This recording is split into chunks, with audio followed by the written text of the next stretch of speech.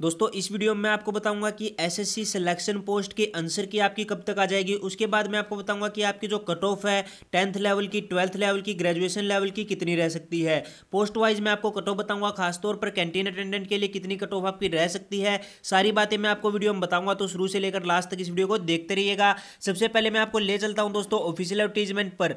वहाँ पर मैं आपको दिखा देता हूँ कि दोस्तों आपकी जो कट ऑफ है वो यहाँ पर कितने रहने के चांसेस हैं। सबसे पहले मैं आपको बता देता हूँ दोस्तों कि आपकी जो कट ऑफ है आपकी आंसर की बेसिस पर आएगी, और जो आपकी आंसर की है वो यहाँ पर फैब में आ जाएगी।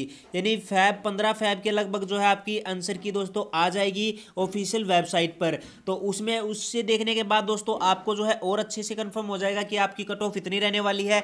इस वीडियो में आपको एक्सपेक्टेड कट ऑफ भी बताऊंगा, लेकिन दोस्तों वो कट ऑफ जो मैं बताऊंगा वो वेरी कर सकती है, 5-10 मार्क्स जो है ऊपर नीचे हो सकती है। तो आंसर की आपकी दोस्तों 15 से 20 फरवरी के बीच जो है आने के पूरे पूरे चांसेस हैं। उसके बाद दोस्तों जैसे आंसर की आएगी हम आपको सूचित कर देंगे, तो चैनल को सब्सक्राइब करके घंटी का आइकन दबा लीजिए। उसके बाद बात करते हैं दोस्तों कट ऑफ की।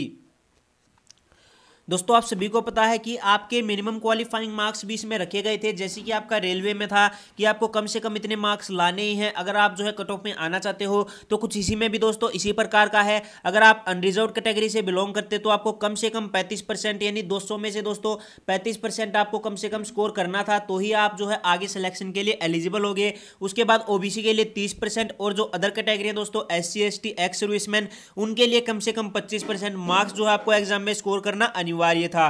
तभी आप जो है कट ऑफ का या फिर आगे जो सिलेक्शन प्रोसेस होता है उसका हिस्सा बन पाओगे। अगर आपके इतनी परसेंट से कम मार्क्स हैं तो आप भूल जाइए कि आपका जो है सिलेक्शन होने वाला है। उसके बाद एक और जो रीजन कट ऑफ पर डिपेंड करेगा वो है यहाँ पर दोस्तों number of candidates called for document verification. यहाँ पर मैं आपको बता देता हूँ, अगर दोस्तों आपको पता है कि बहुत ज्यादा पोस्ट थी, कई में जो है एक पोस्ट थी और कई में दोस्तों 120 लगभग जो है पोस्ट थी। तो यहाँ पर देखिए अगर दोस्तों आपकी 5 से कम पोस्ट थी, यानी आपकी जो है मान लीजिए 3 पोस्ट थी, तो 3 पोस्ट के लिए दोस्तों यहां पर 60 कैंडिडेट्स को डॉक्यूमेंट वेरिफिकेशन के लिए बुलाया जाएगा, यानी 1:20 में बुलाया जाएगा। अगर आपकी पोस्ट 5 से कम है तो 60, यानी 60 कैंडिडेट्स को दोस्तों, अगर 3 पोस्ट है तो 60 कैंडिडेट्स को बुलाया जाएगा डॉक्यूमेंट वेरिफिकेशन के लिए। मान लीजिए उनमें से आपके 57 कैंडिडेट्स को दोस्तों वहां पर डॉक्यूमेंट वेरिफिकेशन में पास तो कर देंगे, लेकिन जो फाइनल कट ऑफ बनेगी दो, एक तो डॉक्यूमेंट वेरिफिकेशन की बनेगी, एक फाइनल बनेगी जो कि डॉक्यूमेंट वेरिफिकेशन के बाद आएगी। मान लीजिए उनके जो 60 कैंडिडेट्स हैं वो यहाँ पर 150 नंबर पर पूरे हो जाते हैं, तो वो दोस्तों 150 नंबर वाले 60 कैंडिडेट्स को ही बुलाएंगे। और उसके बाद दोस्तों जो 3 कैंडिडेट्स उन्होंने लेने हैं वो मान लीजिए वो कैंडिडेट्स लेंगे आपके 170 पर जो है 3 कैंडिडेट्स पूरे हो जाते हैं, तो वो 3 कैंडिडेट्स को ही लेंगे, बाकी के 57 को दोस्तों वो वापिस कर देंगे। तो 2 कट ऑफ यहाँ पर जो है मेजरली बनने वाली है, एक तो डॉक्यूमेंट वेरिफिकेशन से पहले की और एक डॉक्यूमेंट वेरिफिकेशन के बाद की।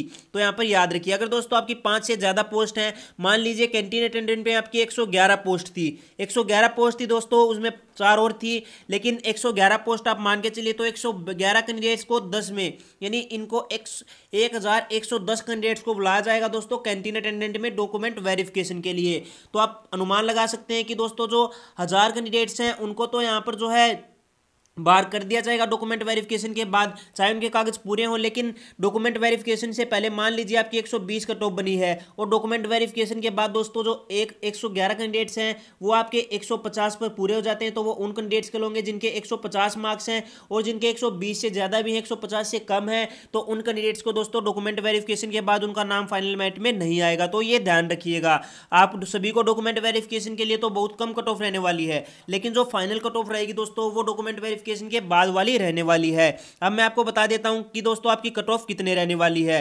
तो मेजरली दोस्तों जो आपकी कट ऑफ रहेगी, मैं आपको डॉक्यूमेंट वेरिफिकेशन से पहले वाली कट ऑफ बता रहा हूं, और दोस्तों जो कट ऑफ मैं आपको बता रहा हूं वो आउट ऑफ 200 है, 200 में से है। आपको पता है कि आपका एग्जाम में मार्क्स कितने थे, 200 थे, और उसमें से क्वेश्चन कितने थे, 100 थे, और टाइम कितना था, 60 मिनट था। तो बहुत ज्यादा कैंडिडेट्स के जो मैक्सिमम जो है आपके दोस्तों जिन्होंने लगाए हैं, क्वेश्चन अटेम्प्ट किए हैं, वो भी मैं आपको बताऊंगा। साथ ही आपको बताऊंगा कि कट ऑफ जो है इतनी क्यों रहेगी। उसके बाद जो टाइम था वो बहुत ही कम था, टाइम बहुत ही कम था दोस्तों। लेवल भी आपका ठीक ठाक था, ज़्यादा इजी में नहीं था, ज़्यादा मुश्किल भी नहीं था।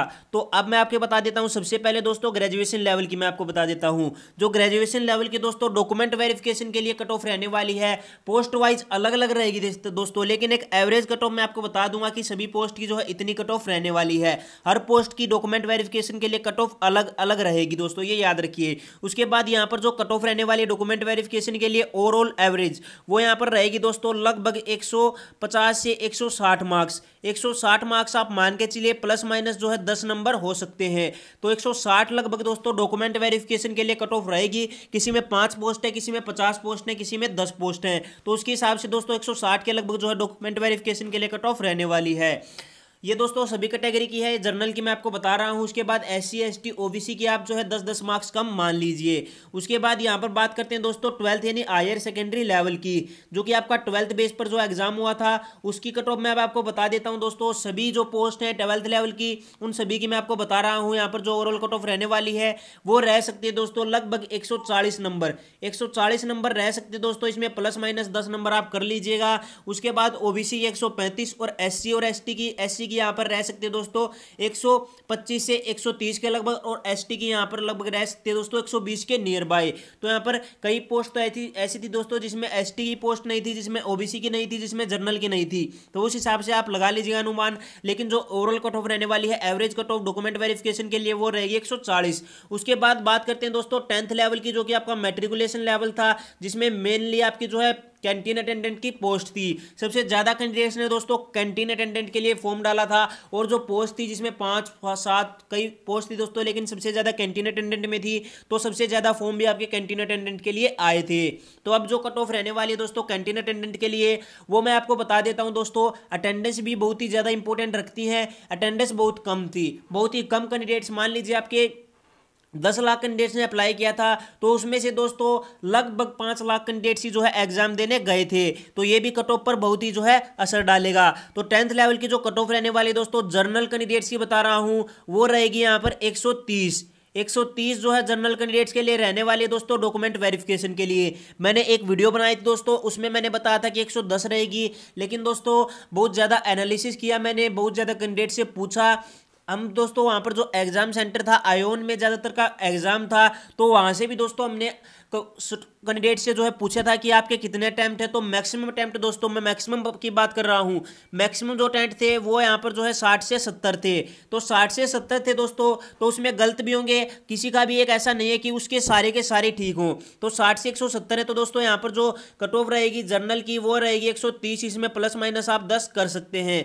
उसके बाद ओबीसी की यहाँ पर रह सकते हैं दोस्तों 125। उसके बाद SC की यहाँ पर रह सकते हैं दोस्तों 115 से 125। उसके बाद जो ST की कट ऑफ रहेगी दोस्तों वो लगभग 110 के लगभग जो है रह सकते हैं, क्योंकि दोस्तों पोस्ट जो है सेपरेट थी 55 OBC की। इस प्रकार जो है पोस्ट डिवाइडेड थी जनरल OBC और SC ST कैंडिडेट्स में। तो यहाँ पर जो कट ऑफ रहेगी ओवरऑल दोस्तों वो रहेगी 130 नंबर।